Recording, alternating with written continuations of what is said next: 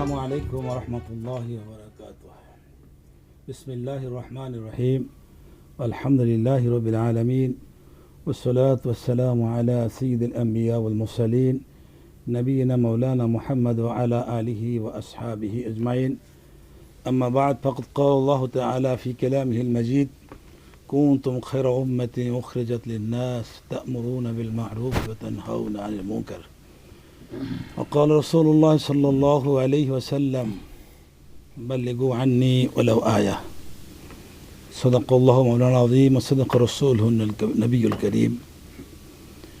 আবাদ প্রিয় দর্শকবৃন্দ, বাংলা ভিশনের আজকের এই সময়ের যে জনপ্রিয় যে অনুষ্ঠানটি আমরা অংশগ্রহণ করছি, প্রাত্যহিক জীবন ইসলাম জিজ্ঞাসা ও জবাব, আপনাদের এই প্রিয় অনুষ্ঠানে প্রতিদিনের ন্যায় আজকেরও একটি জনগুরুত্বপূর্ণ বিষয় উপস্থাপনের জন্য এখানে বিশেষ মেহমানদেরকে আমন্ত্রণ জানানো হয়েছে। আজকের আমাদের এই গুরুত্বপূর্ণ বিষয়ে আলোচনা করার জন্য আমাদের স্টুডিওতে বিশিষ্ট দুজন মেহমান আমন্ত্রণ জানানো হয়েছে। আমার ডানি রয়েছেন যিনি আল্লামা হযরত মাওলানা কাজী আবু হুরায়রা, খতিব মসজিদ বাইতুল হারাম মোহাম্মদপুর ও সভাপতি বাংলাদেশ জাতীয় ইমাম সমিতি। আসসালামু আলাইকুম ওয়া রাহমাতুল্লাহ। ওয়ালাইকুম আসসালাম ওয়া রাহমাতুল্লাহি ওয়া বারাকাতুহু। এবং সর্বডানে যিনি আছেন অত্যন্ত আলোচক, মিডিয়া ব্যক্তিত্ব হযরত মাওলানা আবু মোহাম্মদ রহমানী, ইমাম খতিব মসজিদে বাক্কাতুল মুবারাকা, কলাবাগান, ঢাকা। আসসালামু আলাইকুম ওয়া রাহমাতুল্লাহি ওয়া বারাকাতুহু। আপনারা সকলে ভালো আছেন? জি আলহামদুলিল্লাহ, আপনি কেমন আছেন? জি আলহামদুলিল্লাহ। আপনাদেরকে আজকের এই অনুষ্ঠানে সাদর আমন্ত্রণ। আমরা যে বিষয়টি আলোচনার জন্য আজকের এখানে দর্শকদের জন্য নিয়ে এসেছি সেটি হলো কোরআন ও হাদিসের আলোকে আল্লাহর পথে দাওয়াত। প্রিয় দর্শক, আজকের এই আলোচনায় আপনারা শুনবেন আমাদের বিজ্ঞ আলোচকদের মুখে, এবং সাথে সাথে আপনারাও যদি আপনাদের কোনো প্রাত্যহিক জীবনের কোনো জিজ্ঞাসা থাকে তাহলে আপনারা স্ক্রিনে দেওয়া নাম্বারে ফোন করে আমাদের সাথে যুক্ত হয়ে আপনাদের সেই প্রশ্নের জবাব নিতে পারেন। তো সর্বপ্রথম প্রিয় দর্শক, আমরা যে বিষয়টি শুরুতেই যে আয়াতে কারিমা তেলাওয়াত করলাম, আল্লাহ রাব্বুল আলামিন যে তার প্রিয় ইসলাম, মনোনীত ইসলাম যাকে পরিপূর্ণতা দিয়েছেন রাসূল পাক সাল্লাল্লাহু আলাইহি ইসলামের মাধ্যমে, বিদায় হজের সেই ঐতিহাসিক মুহূর্তে যে কথাটি আল্লাহ রাব্বুল আলামিন মানব জাতির জন্য প্রচার করে দিয়েছেন যে আল্লাহ তাআলা আজকের দিনে ইসলামকে পরিপূর্ণতা দিয়েছেন। এই পরিপূর্ণ ইসলাম রাসূল পাক সাল্লাল্লাহু আলাইহি সাল্লাম তার তাবলীগের মাধ্যমে এবং তার সাহাবায়ে কেরামদের প্রচারের মাধ্যমে এটাকে পূর্ণতা সারা বিশ্বের আনাচে কানাচে পৌঁছিয়ে দিয়েছেন। এই মহান ইসলামকে প্রচার করার জন্য আমরা যদি দেখি, সেই সুদূর মক্কা থেকে শুরু করে সেই স্পেন, এদিকে চীন, এই সারা বিশ্বের দূর দূরান্ত পর্যন্ত পৌঁছে গিয়েছে। এই যে দাওয়াতের যে মূল বিষয়টি, সেটি হচ্ছে মূলত ইসলামের মূল প্রাণ, এবং এই প্রাণের কারণে ইসলাম আজ সারা বিশ্বে ছড়িয়ে পড়েছে।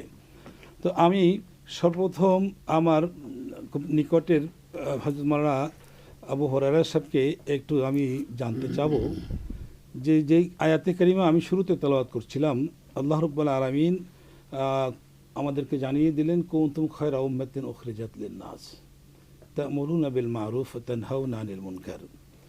এই সৎ কাজে আদেশ এবং অসৎ কাজে নিষেধের এই যে দায়িত্বটি আমাদের উপরে দেওয়া হয়েছে, এটি কোন পর্যায়ের দায়িত্ব? অর্থাৎ এটি কি আমাদের পার্সোনাল, ইন্ডিভিজুয়াল, নাকি না সামগ্রিক? এটা কি ফরজ নাকি না মুস্তাহাব? কোন পর্যায়ের আপনি কি মনে করেন? আলহামদুলিল্লাহ ওয়াসসালাতু ওয়াসসালামু আলা রাসূলিল্লাহ। অত্যন্ত গুরুত্বপূর্ণ প্রশ্ন করেছেন। আজকের বিষয়টিও রাসূল সাল্লাল্লাহু আলাইহি ওয়াসাল্লাম এবং তার উম্মতের জন্য সবচেয়ে গুরুত্বপূর্ণ একটা বিষয়। রাসূল করিম সাল্লাল্লাহু আলাইহি ওয়াসাল্লাম খাতামুন নবিয়্যিন, সর্বশেষ নবী। এর আগে নবুয়তের দরজা বন্ধ হয়নি, নবী রাসূলগণ একের পর এক এসেছেন, কিন্তু আমাদের নবীজির রিসালাতের পরে এটাকে বন্ধ করে দেওয়া হয়েছে। আর কখনো কিয়ামত পর্যন্ত নবী আসবে না এবং আসার প্রয়োজনও নেই। আর সেক্ষেত্রে তাহলে এই যে আল্লাহ তাআলার দিন, আল্লাহ তাআলা যে কোরআন নাজিল করলেন, এবং শরিয়া দিলেন, বিধান দিলেন, সেগুলি কে পরিচালনা করবে, সেগুলি কিভাবে মানুষের, সারা বিশ্বের মানুষের কাছে পৌঁছাবে। এই জন্য এই উম্মতের একটি উপাধি দেওয়া হয়েছে ওয়ারাসাতুল আম্বিয়া, যে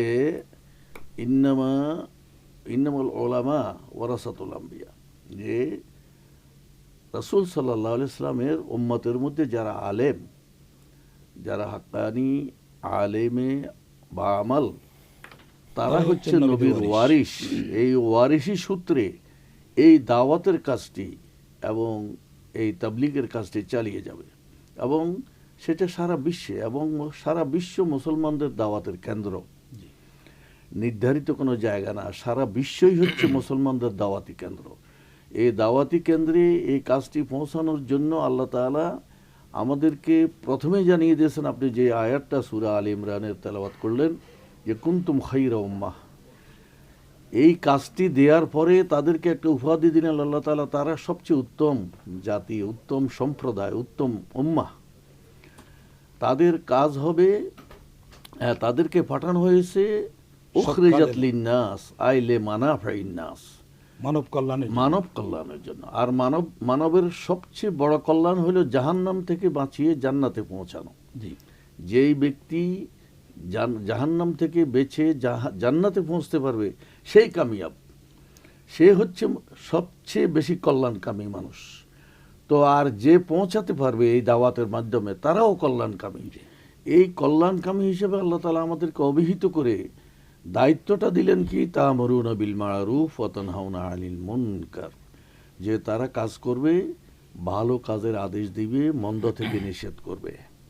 ভালো কাজ আল্লাহ তাআলা যা যা ভালো বলেছেন সেগুলি তারা তাদেরকে বলবে, করতে আদেশ করবে, আর নিষেধ করবে আল্লাহ তাআলা যা নিষেধ করেছেন, আল্লাহ রসুল নিষেধ করেছেন, সেগুলো না করার জন্য তাদেরকে বিরত রাখবে। ওয়া তু'মিনুনা বিল্লাহ, তারা ঈমান আনবে। এই কাজটি করতে হবে ঈমানের সাথে, ঈমানদার না হলে এই কাজের কোনো পূর্ণতা পাবে না।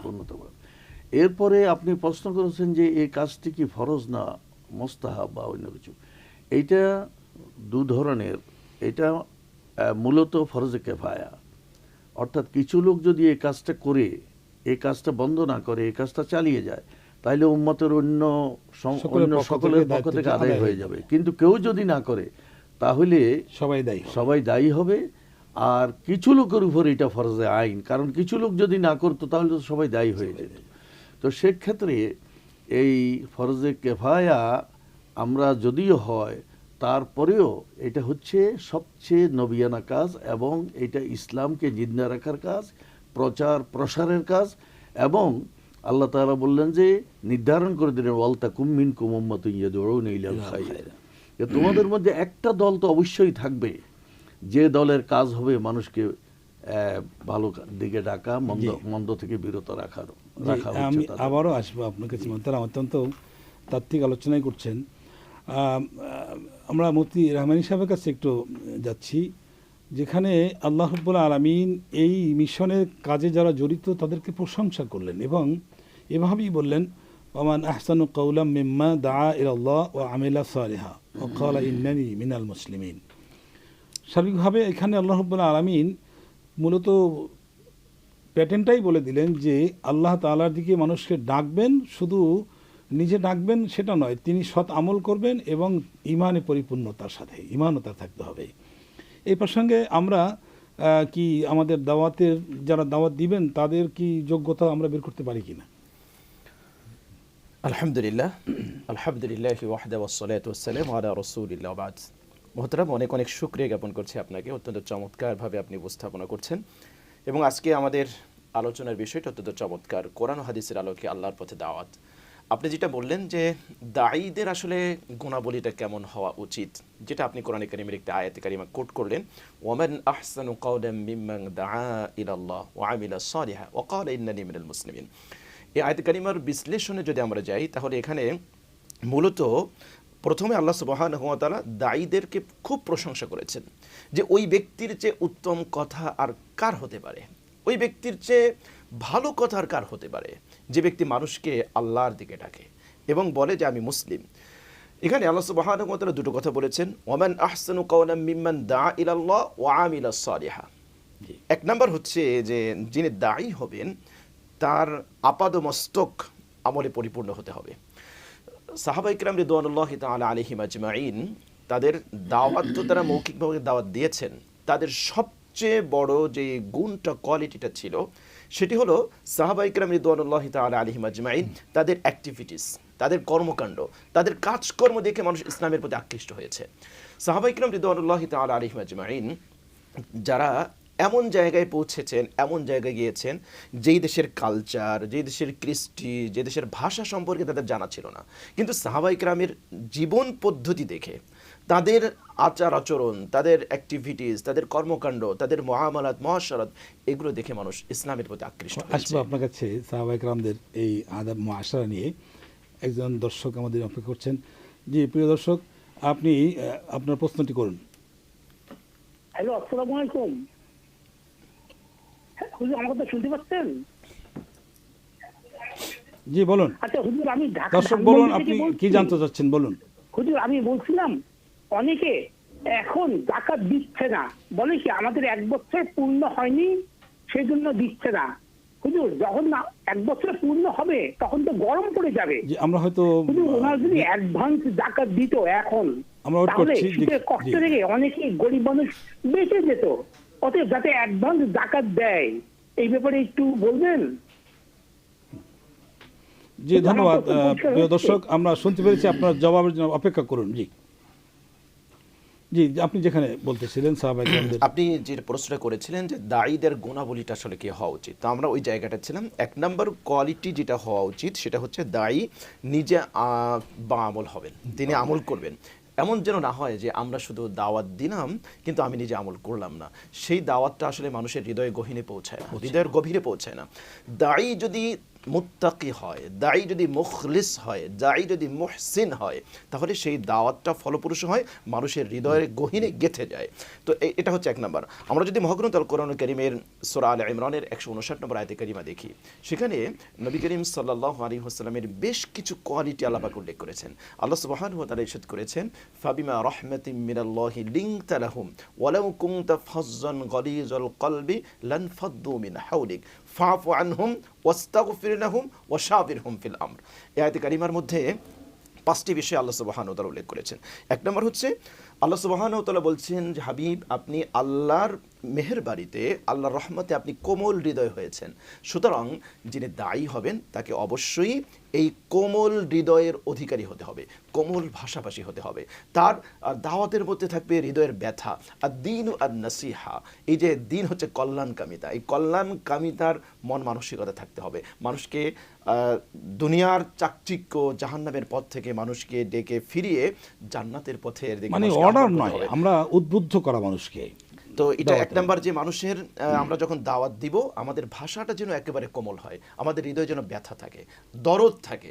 2 নম্বর হচ্ছে আল্লাহ সুবহানাহু ফাকুলা লাহুমা কাওলান লাইয়িনা। কাওলান লাইয়িনা। লাইয়িনা। এখানে এটা উল্লেখ্য যে আল্লাহ সুবহানাহু ওয়া তাআলা মূসা এবং হারুন আলাইহিমুস সালাতু ওয়াস সালামকে পাঠাচ্ছেন পৃথিবীর সবচেয়ে জালেম, অত্যাচারী, স্বৈরাচারী, ফ্যাসিস্ট, একটু বদমাশ আল্লাহদ্রোহী, লোকের কাছে। সবচেয়ে খারাপ মানুষ আমরা বলতে পারি, তার কাছে। তার সত্ত্বেও আল্লাহ সুবহানাহু ওয়া তাআলা মূসা এবং হারুন আলাইহিমুস সালাতু ওয়াস সালাম তাদেরকে নির্দেশ দিচ্ছেন, ফাকুলা লাহু কাওলাল লাইয়িন লাআল্লাহু ইয়াতাযাক্কারু ওয়া ইয়াখশা, যে হে মূসা, হে হারুন, তোমরা তাদের কাছে গিয়ে তোমরা নম্র ভাষায় কথা বলবে। তাহলে হবে কি? তাহলে সম্ভাবনা আছে যে সে উপদেশ গ্রহণ করবে, সে সঠিক পথে ফিরে আসতে পারে। তো এখান থেকে আমাদের শিক্ষণীয় বিষয় হলো, আমরা যারা দায়ী, আমরা যারা দাওয়াতের ময়দানে কাজ করি, আমাদের ভাষাটা যেন এই কোরআনিক এই ভাষা হয়, রাসূল করিম সাল্লাল্লাহু আলাইহি ওয়াসাল্লামের সেই মাধুর্যপূর্ণ ভাষাটা যেরকম হয়। আয়াতে কারিমার অপর অংশে আল্লাহ পাক বললেন, আমরা রহমান ভাই আপনার কাছে আবার আসবো। আমরা একটু আমার কাছ থেকে আমরা একটু বাকি আলোচনা শুনি। সেটা হচ্ছে যে রাসূলুল্লাহ সাল্লাল্লাহু আলাইহি ওয়াসাল্লাম তিনি নির্দেশ দিলেন, মার রাআ মিনকুম মুনকারান ফালিয়ুগাইয়িরহু বিয়াদিহি ফাইন লাম ইয়াস্তাতি ফাবিলিসানিহি ফাইন লাম ইয়াস্তাতি ফাবিকালবিহি ওয়া যালিকা আদআফুল ঈমান। এখন আমি বা আমরা কেউ যদি আমার মনে করি যে এখানে যে 3টি স্টেপের কথা নবীজি বলেছেন, শক্তি দিয়ে সেটাকে বন্ধ করা, তা না হলে ভাষা দিয়ে বা আলোচনা করে বা বক্তব্য দিয়ে সেটাকে প্রতিরোধ করার চেষ্টা করা, না হলে সেটাকে অন্তরে অন্তরে সেটাকে ঘৃণা পোষণ করা নাকি না অন্তরে অন্তরে সেটার বিকল্প কিছু চিন্তা করা? বলে তো নবী সাল্লাল্লাহু আলাইহি ওয়াসাল্লাম এই হাদিস আলোকে আমাদেরকে কি বলতেছেন? জি ধন্যবাদ। হাদিসখানা মশহুর হাদিস। প্রথমত যে শক্তি প্রয়োগ করার কথা বলা হয়েছে, জি। তোমরা যদি কোথাও কোনো মন্দ কাজ দেখতে পাও তাহলে তোমাদের দায়িত্ব হলো তোমাদের শক্তি থাকলে শক্তি থাকলে সেটা কার্যকরী করা, সেই শক্তি দিয়ে মন্দ কাজ প্রতিহত করা। যদি তা না থাকে, না তাহলে কি আমাদের কি শক্তি অর্জন করার জন্য চেষ্টাও তো করা উচিত? হ্যাঁ তা তো অবশ্যই, শক্তি তো লাগবেই। কারণ আল্লাহ আমি তাআলা শক্তি থেকে পিছনেই থাকলাম তো আমি শক্তি কখনোই পাবো না। আল্লাহ তাআলা পৃথিবীতে মানুষকে তো ইন্নী জাইলুন ফিল আরদি খলিফা, নেতৃত্ব দেওয়ার জন্য বানিয়েছে। হ্যাঁ আল্লাহ তাআলা তো প্রতিনিধি, আল্লাহর প্রতিনিধি হওয়া চারটিখানি কথা নাকি? এত লক্ষ কোটি সৃষ্টি আছে, কাউকে তো প্রতিনিধি কথা বলেন নাই, শুধু মানুষকে বলেছেন যে আমি ফেরেশতাদেরকে আল্লাহ তাআলা এই কথা বলে একটা সাক্ষ্য নিলেন যে আমি তো আমার প্রতিনিধি বানাবো। তারা তো নিষেধ করলো তাদের পূর্ব অভিজ্ঞতা থেকে। তো তাহলে আমরা যেখানে আল্লাহর প্রতিনিধি, আমরা তো কোনো দায়িত্বহীন অবস্থায় বসে থাকতে পারি না। আমাদের আল্লাহ তাআলা আরেকটা আয়াতে বলেছেন যে ইন্নাল আরদা ইয়ারসুহা ইবাদিয়াস সালিহুন, এই জমিনের ওয়ারাসাত বা এটার উত্তরাধিকার হচ্ছে আমার নেক বান্দারা। কিন্তু নেক বান্দারা যদি ওয়ারাসাত না এস্টাবলিশ করতে পারে, তারা যদি স্থায়ী না করতে পারে বা সেটা তারা কার্যকরী না করতে পারে, তাহলে তো আল্লাহ তাআলা যেই ক্ষমতা যে শক্তি তাদেরকে দিয়েছেন, জ্ঞান বুদ্ধি বিবেক বিবেচনা দিয়েছেন, সেটা তারা অবহেলা করলো অথবা সে ফেল করলো, সেগুলি তারা কার্যকর করতে পারলো না। এটা নিঃসন্দেহে তাদের দুর্বলতা। আর আল মুমিনুল কাবিয়্যু খায়রুম মিন মুমিনিদ দাঈফ আও কামা ক্বালা আলাইহিস সালাতু ওয়াস সালাম।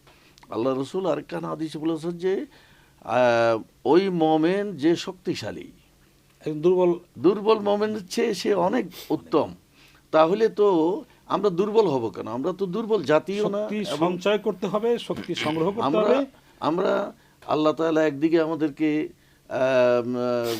সম্মানিত আশরাফুল মখলুকাত করেছেন, দ্বিতীয়ত সর্বশ্রেষ্ঠ নবীর উম্মত করেছেন, সর্বশ্রেষ্ঠ উম্মত আমরা। আমাদের তো দুর্বলতার প্রশ্নই আসে না। তাহলে আমাদের ক্ষমতা যেটা আপনি বললেন সঞ্চয় করা, সেটা অবশ্যই আমাদের দায়িত্ব। সে ক্ষমতা সঞ্চয় করে আমাদেরকে মানে শক্তি দিয়েই আমরা এক নম্বরে এটাকে আনা হয়েছে, তাহলে আমরা প্রতিরোধ করব। শক্তি অর্জনের জন্য তো প্রত্যক্ষভাবে নির্দেশনা আছে, ওয়াইদু লাহুম মাসতাতাতুম মিন কুওয়া। আরেকটা আছে আল্লাযিনা ইউমাক্কান্নাহুম ফিল আরদ, যাদেরকে আল্লাহ জমিনে ক্ষমতা দান করেন, আকামুস সালাহ ওয়া আতুজ যাকাত ওয়া আতাউজ যাকাত ওয়া আমারু বিল মারুফ ওয়া নাহাউ আনিল মুনকার। এই চারটা কাজ করবে, এই ভালো কাজগুলো তারা করবে। তাহলে দেখা যায় ক্ষমতার প্রয়োজন আছে, ক্ষমতায় যাওয়ার জন্য প্রচেষ্টার প্রয়োজন আছে এবং শক্তির প্রয়োজন আছে। সেই শক্তি আল্লাহ তাআলার কাছে সাহায্য চাইতে হবে। এইটাও যদি আপনি কোনো কারণে আমরা না পারি, আমরা এই অংশটা আমার রহমান ভাইয়ের কাছ থেকে শুনি। জি জি ধন্যবাদ রহমান ভাই। এর আগে আমি এই আলোচনায় যাবো আপনার কাছে, তার আগে আমাদের এক দর্শক প্রশ্ন করেছিলেন যে জাকাত, যে বর্ষপূর্তির পরে যে জাকাত আদায়ের যে বিধানটি আছে, এই বর্ষপূর্তির আগে যদি কেউ অগ্রিম জাকাত দিতে চান, যেমন এখন শীত চলছে, শীতার্থ মানুষদেরকে শীত বস্ত্র বিতরণ করতে চাচ্ছেন, এখন হয়তো তিনি রমজানেই বর্ষ পূর্ণ করেন কিন্তু রমজান এখনো আসে নাই, তাহলে এটি হবে কিনা, তার আদায় হবে কিনা? জি, খুবই চমৎকার প্রশ্ন করেছেন ভাই। মনে হয় শীতার্থ মানুষের প্রতি দয়াদ্র আর তো মানবতার শিবে এগিয়ে আসতে চান, অবশ্যই হবে। তবে আপনাকে যখন আপনি জাকাতের মালটা আপনি আদায় করবেন, অবশ্যই জাকাতের নিয়তটা থাকতে হবে, এটা জরুরি। আপনি কোনো কিছু কাউকে দান করে পরে নিয়ত করবেন যে আমি এটা জাকাত থেকে দিলাম, এটা হবে না। আপনি যখন জাকাতটা আদায় করবেন, মালটা আলাদা করবেন, তখনই আপনি নিয়ত করবেন যে এটা আমি এবছরের জাকাত হিসেবে আমি দিচ্ছি, তাহলে সেটা অবশ্যই কাউন্ট হবে। এবং যাদেরকে দিচ্ছেন তারা যেন জাকাত গ্রহণযোগ্যতা তাদের ভিতরে অবশ্যই সেটা তো অবশ্যই থাকতে হবে সর্বদাই। এরপরে যে প্রিয় দর্শক, আপনি আপনার উত্তর পেয়েছেন। আমরা তাহলে যদি সে শক্তি সামর্থ্য না রাখে ফাবিল ইসানিহি, তাহলে সে জওয়ানের মাধ্যমে এই প্রতিরোধ করবে বা এই খারাপ কাজগুলো বন্ধ করার জন্য চেষ্টা করবে। এই কৌশলটা আমরা কিভাবে অবলম্বন করতে পারি? জি, চমৎকার। আমি আগেরটা একটু শেষ করি, হ্যাঁ, তারপরে বলুন। আমরা এই অংশটা আসছি জি, যে বলুন। আমরা যেই জায়গাটা ছিলাম দায়ীর গুণাবলী। তো রাসূল করিম সাল্লাল্লাহু আলাইহি ওয়াসাল্লাম তিনি খুব ভাষাটা চমৎকার করে ব্যবহার করতেন। দ্বিতীয়ত আল্লাহ বলছেন ওয়ালাউ কুনতা ফাজ্জান, যদি আপনি রূঢ় ভাষাভাষী হতেন, গলিজাল কলব, কঠোর হৃদয়ের অধিকারী হতেন, লানফাদ্দু মিন হাওলিক, সাহাবা ইকরাম আপনার চতুর্পাশ থেকে তারা সরে যেত। তাহলে এখান থেকে আমরা আরো দুটো প্রিন্সিপাল বের করতে পারি। দায়ী যারা হবেন তাদের ভাষাটা যেন কর্কশ ভাষা না হয়। অনেক সময় আমরা এমন ভাষা ব্যবহার করি দাওয়াতের ক্ষেত্রে যেটা হিতে বিপরীত হয়। যে মানুষটা আমার কাছে আসার কথা, ইসলামের নিকটবর্তী হওয়ার কথা, সেই মানুষটি ইসলাম থেকে আরো দূরে সরে যায়। আমি এখানে একটু এক্সাম্পল একটু অ্যাড করি।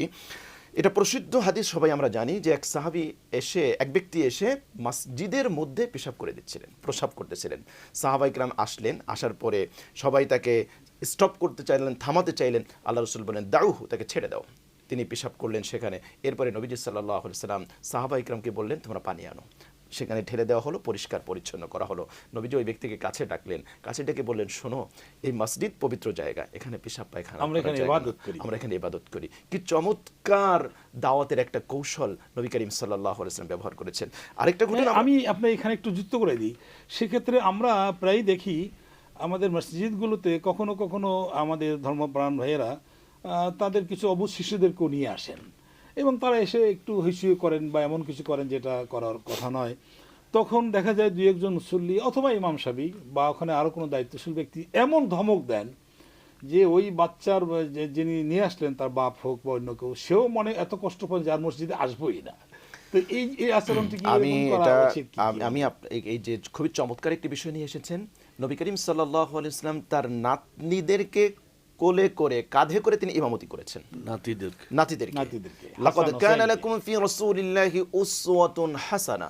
নবী করিম সাল্লাল্লাহু আলাইহি ওয়াসাল্লাম তো আমাদের টোটাল লাইফের জন্য উসওয়া, মানে তারা মডেল, ঘাড়ের আদর্শ। উপর উঠতেছে, তারা হ্যাঁ, মাথার উপর উঠতেছে, সালাত আদায় নবীজি নামাজ করেছেন। পড়তেছে। বরং এটা প্রসিদ্ধ একটা কথা আছে যে তুমি নামাজ পড়ছো আর পিছনে যদি বাচ্চাদের কিচির মিচির আওয়াজ তোমার কর্ণকুহরে প্রবেশ না করে, তাহলে তুমি জেনে রেখো যে তোমার নেক্সট প্রজন্ম তারা বেনামাজি হবে। সুতরাং যারা এই ধরনের আচরণ আমরা করি, কখনোই আমাদের এটা উচিত নয়। বরং বাচ্চাদেরকে ইন্সপায়ার করা উচিত। ইউরোপ কান্ট্রিতে বা অনেক উন্নত দেশে, তুরস্কিটা আছে, যে মসজিদের একটা কম্পাউন্ড আছে, কমপ্লেক্স আছে, সেই জায়গায় বাচ্চাদের খেলাধুলার জন্য আলাদা একটা জায়গা আছে। তারা বাচ্চারা বাবার সাথে, চাচার সাথে, ভাইয়ার সাথে নামাজ সালাত আদায় করতে আসছে, আর পিছনে তারা ওখানে খেলাধুলা করছে, দৌড়াদৌড়ি করছে। এটা বাচ্চাদেরকে মসজিদমুখী করার জন্য একটা ভালো একটা কৌশল।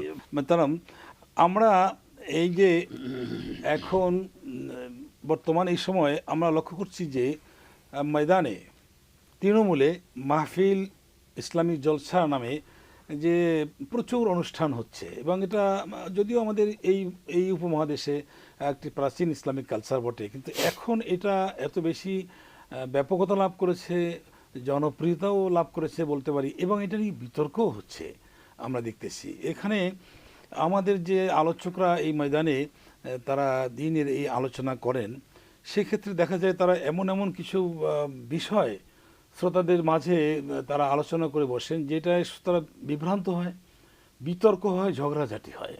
তো সেক্ষেত্রে আসলে কি আমাদের এই আলোচকদের একটু সাবলীল হওয়া উচিত কিনা, এবং যে বিষয়গুলো শ্রোতাদেরকে বিভ্রান্ত করবে এই জাতীয় কোনো জটিল কোনো মশালা তাদের সামনে পেশ না করে শ্রোতাদের অবস্থা ভেদে যাতে তারা দিনের প্রতি অটল থাকে এবং উৎসাহী হয়, এরকম কোনো নির্দেশনার দিকে যাওয়া আমাদের এই আলোচকদের ভালো হবে কিনা, আপনি কি মনে করেন? যে অত্যন্ত ভালো বলেছেন।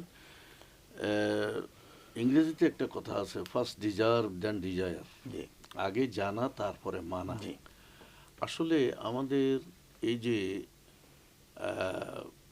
বক্তাদের কথা বলেছেন, আজকাল মাশাআল্লাহ ভালো যোগ্য লোকের অভাব নেই, কিন্তু আমাদের দেশের শ্রোতাদেরও কিছু দোষ, শুধু একতরফা বললে হবে না। শ্রোতারা গলাবাজিকে পছন্দ করে, গলার সুরকে পছন্দ করে, এই নানান রকমের চাকচিক্যকে তারা পছন্দ করে।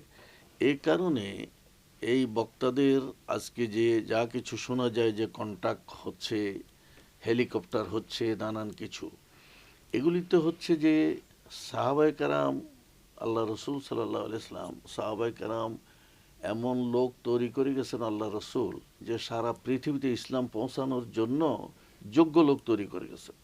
তারা সমুদ্রে সাঁতার দিয়ে পর্যন্ত গিয়ে কষ্ট করে, কত কষ্ট করে দিন পৌঁছিয়েছেন। আজকাল অনেক সুযোগ সুবিধা আসছে, তার সাথে সাথে আমাদেরকে আসলে কোরআন হাদিসের আলোকেই তো আলোচনা করতে হবে। তো কোরআন হাদিস জানা না থাকলে, এলেম যদি না থাকে, এই যে একটা বিতর্ক হয়েছে, আগে ঈমান না আগে এলেম, আমাদের জবাব হলো আগে এলেম। কারণ আল্লাহ তাআলা কোরআন হাদিসে ইকরা দিয়ে আল্লাহ তাআলা প্রথমে বলেছেন ওয়া আল্লামা আদম আল আসমা কুল্লাহা।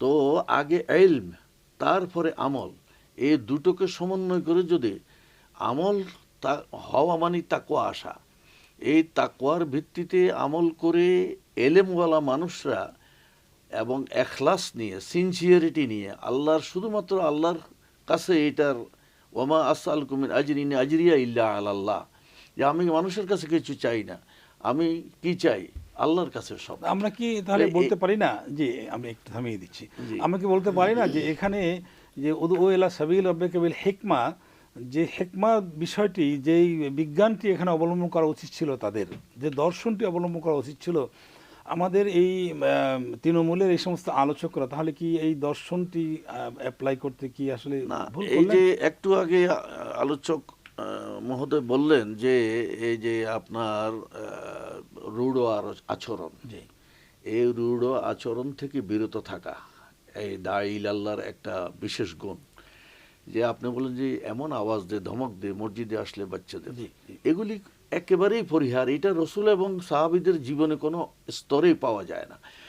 এবং ওয়াজাদিলহুম বিল্লাতি হিয়া আহসান, এখানে একটু আমি লোভ সামলাতে পারছি না, আমরা একটু কমেছে এখন, কিন্তু এই বছর দুয়েক আগে আপনি দেখবেন যে মোবাইলের রিংটোনটা, হয়তো কারো মোবাইলটা রিংটোনটা অফ করা হয়নি, ভুলে রয়ে গেছে, অথবা নতুন মোবাইল ব্যবহারকারী, এই যে একজনের রিংটোনটা নামাজের ভিতরে বাজলো কেন, সেই জন্য সালাম ফিরানোর সাথে সাথে যে 50 জন ঝাঁপিয়ে পড়লো, যে প্রচন্ড একটা ঝগড়া শুরু করলো মসজিদের মধ্যে, এটা কি ওর থেকে বেশি অপরাধ হয়ে গেল না? না, এটা আমাদের যারা ইমাম খতিব সাহেব, তাদের মুসল্লিদেরকে এটা বুঝাইতে হবে যে এইভাবে কোনো কিছুর জন্য মানুষের সঙ্গে মসজিদে আসছি আমরা ভ্রাতৃত্ববোধের জন্য, আর সেখানে ইসলামের এই ভ্রাতৃত্ববোধটাকে নষ্ট করে দিয়ে আপনি সওয়াবের জন্য দূরে সরিয়ে দেওয়া না, আকৃষ্ট করা, সওয়াবের জন্য এসে আপনি গুনাহ নিয়ে যাবেন, এমন ভাবে মুসল্লিদেরকে সেভাবে তৈরি করতে হবে। আমরা একটু রামানি ভাইয়ের কাছে আসবো।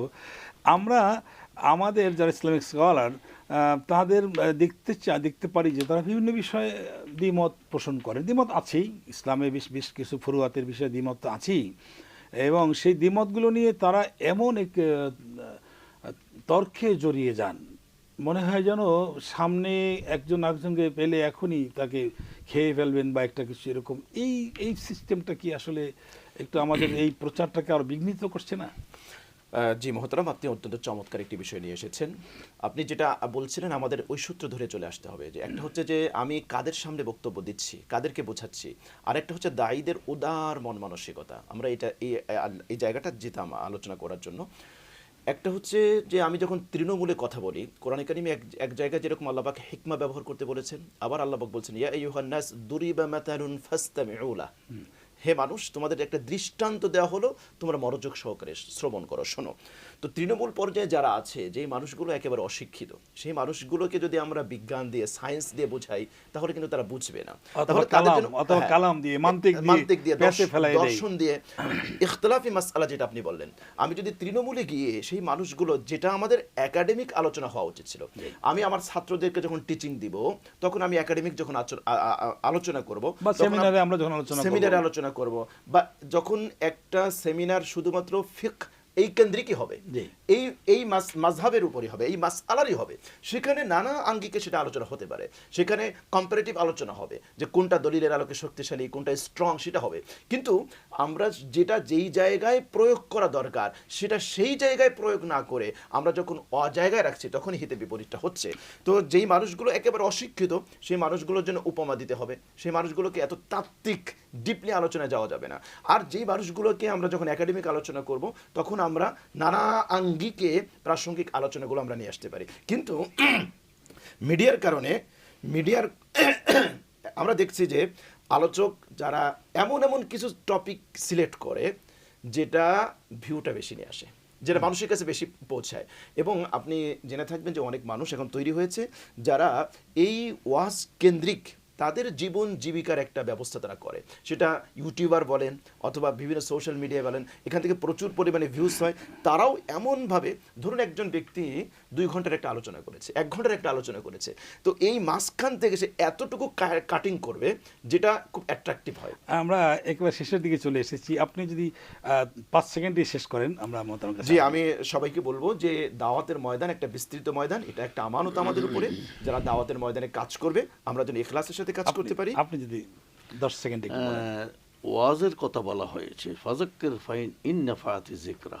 আল্লাহ তাআলা কোরআনে নির্দেশ দিয়ে দিয়েছেন ওয়াজ করার জন্য, এবং যুগে যুগে পৃথিবীতে ওয়াজের মাধ্যমে অনেক লোকের, এটা ওয়াজও একটা দাওয়াত, তাবলীগ, এর মাধ্যমে আল্লাহ তাআলা হাজারো লক্ষ মানুষ হেদায়েত প্রাপ্ত হয়েছে। সুতরাং এই ওয়াজ বলেন এবং খুতবা বলেন এবং আমাদের যে কোনো এই আজকের যে আমরা আলোচনা করছি, এরকম যে যত জায়গায় যত আলোচনা আছে সবগুলো আপনার কি হতে হবে, মানুষের জন্য সেটা ভদ্র জনচিত হতে হবে, অ্যাট্রাকটিভ হতে হবে এবং যুক্তিপূর্ণ হতে হবে, এবং মানুষ যেন সেটা গ্রহণ করে সে উপযোগী সেখানে ম্যাটেরিয়াল বা উপাদান দিতে হবে। এইভাবে কোরআন হাদিস চর্চা করে একমাত্র আল্লাহকে রাজি খুশি করার জন্য যদি আমরা আলোচনা করি, ওয়াজ করি, দাওয়াত দেই, আল্লাহর সন্তুষ্টির জন্য, আল্লাহর সন্তুষ্টির জন্য, এটা অত্যন্ত গুরুত্বপূর্ণ কথাই বলেছেন। এই আল্লাহর সন্তুষ্টির যদি নিয়ত থাকে তাহলে তাহলে ইনশাআল্লাহ আমাদের সবকিছুতে আল্লাহ বরকত দান করবেন। আরেকটু আপনাকে শেষ করতে চাচ্ছি যে এই যে কথাটি মোহতারাম বললেন যে আমরা যদি এখানে আল্লাহর সন্তুষ্টির বিষয়টাকে আমরা যদি স্মরণে রাখি, আমরা কত ভিউ আমাদের হলো এটা নয়, বরং আল্লাহর সন্তুষ্টি চাচ্ছি, এটা হলো আমরা সেটাই বলছিলাম, 20 ফোকাসটা সেকেন্ড আমি ওই বলুন। জায়গায় করতে যাচ্ছিলাম যে আখলিস দীনাকা ইয়াকফিকাল আমালুল কালিল। ইখলাস যেটা, এটা হচ্ছে মূল জিনিস, মূল পাওয়ার, মূল স্পিরিটটা হচ্ছে ইখলাস। যখনই আল্লাহর সন্তুষ্টির এই জায়গা থেকে যখন আমরা ডাইভার্ট হয়ে ডানে বামে চলে যাই, তখনই আমাকে দেখতে হয় যে আমি দর্শকদের কিভাবে মজা দিব, তখন আমাকে বিভিন্ন গান, বিভিন্ন ধরনের বিভিন্ন আয়োজন করতে হয়, অনেক কিছুর আশ্রয় নিতে হয়। আর যদি উদ্দেশ্য থাকে একমাত্র আল্লাহর সন্তুষ্টি অর্জন, তাহলে কিন্তু আমার সব কিছুর এগুলোকে আমার ভ্রুক্ষেপ করার কোনো প্রয়োজন নেই। সুতরাং লাস্ট মেসেজ আমাদের এটা, যারা দাওয়াতের ময়দানে কাজ করবে আমরা যেন ইখলাসের সাথে করি, যারা শ্রবণ করবে শ্রোতাদের জন্য ইখলাসের সাথে। ধন্যবাদ প্রিয় আলোচক দুজনকেই, অত্যন্ত চমৎকার বলেছেন। সুপ্রিয় দর্শক, আমরা আমাদের সম্মানিত মেহমানদের কাছে যে গুরুত্বপূর্ণ আলোচনা শুনলাম, বিষয়টি আসলে দিন প্রচারের জন্য আমাদের সকলেই ভূমিকা রাখতে হবে। আমরা সকলেই নিজ নিজ ক্ষেত্র থেকে সে ভূমিকা পালন করব, এবং সেক্ষেত্রে অবশ্যই যে সমস্ত নিয়ম রুটিন, যে সমস্ত বিধিবিধান মান্য করা উচিত সেগুলোকে মান্য করা উচিত। আমরা দিন প্রচার করতে গিয়ে যেন সেখানে আরও হানাহানি সৃষ্টি না হয় সেদিকে আমাদেরকে অবশ্যই লক্ষ্য রাখা উচিত। অবশ্যই এই দিন, এই প্রচার, এসব কিছু আল্লাহর সন্তুষ্টির জন্য। আমরা যদি আল্লাহ তাআলার সন্তুষ্টি লাভ করতে পারি, তাহলে আমার ভিউ কমই হোক না কেন, আমার ইউটিউবে আমার চালান কমই হোক না কেন, কিন্তু আমার কথা যদি মানুষের জন্য হেদায়েতের একটি দিশা হয়, সেটা নিঃসন্দেহে অনেক ভালো হবে। আপনাদের সকলকে ধন্যবাদ। আবারও দেখা হবে প্রতিদিনের মতন আগামী সপ্তাহে। আল্লাহ সকল ভালো থাকুন, সুস্থ থাকুন। আসসালামু আলাইকুম ওয়া রাহমাতুল্লাহ।